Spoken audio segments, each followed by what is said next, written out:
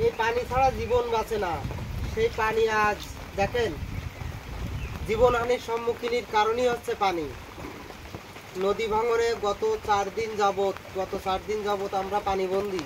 এবং এই পানিতে শুধু যে আমরা ক্ষতিগ্রস্ত এমন নয়, আমাদের এখানে পাইকগাছা থানা দেলুটি ইউনিয়নের অসংখ্য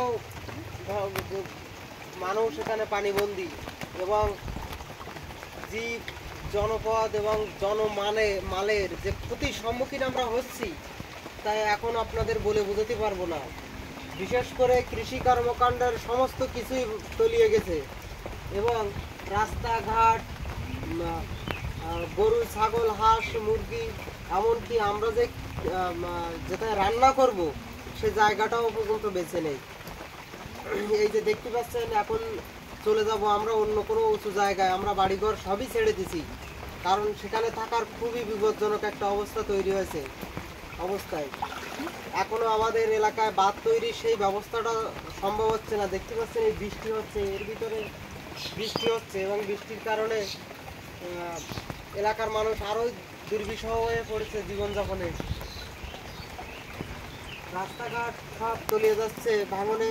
আমরা এমন পর্যায়ে আপনাদের সকলের একান্ত সহযোগিতা কাম্য করছি, কারণ আমাদের এই পাইকগাছা থানার দেলুটি ইউনিয়নে 22 নং কোল্ডারের যে ঘনবসতি জনজীবন ছিল, সেই জীবনগুলোই আজ সত্যি বিপর্যয়ের সম্মুখীন।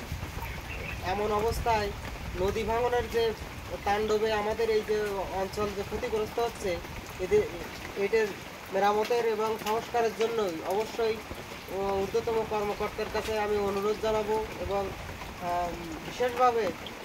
বিশেষভাবে তৎকালীন যে বর্তমান পরিস্থিতি, আমাদের যে ভয়াবহ পরিস্থিতির ভিতরে আমরা পড়েছি, সেই পরিস্থিতিগুলো কেটে ওঠার জন্য এখন তৎকালীন আমাদের কি করা উচিত, অবশ্যই আমরা সকলের সহযোগিতা কাম্য করছি। হয়তো এই ভিডিওটা দিতে পারছি, আর কোনো ভিডিও দিতে পারবো কি না এটা নিয়ে আছে সন্দেহ। কারণ আমাদের খাওয়ার পানি নেই, প্লাস ঘরে খাবার নেই। বছরের ধান যা ছিল সবই নষ্ট হয়ে গেছে। এখন জীবন বাঁচার তাগিদে আমরা দেখছি কোথায় যাওয়া যায়।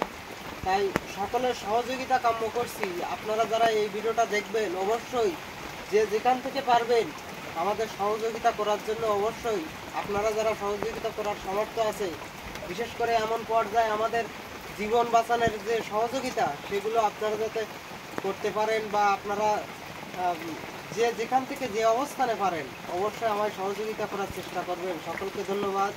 ভালো থাকবেন, সুস্থ থাকবেন।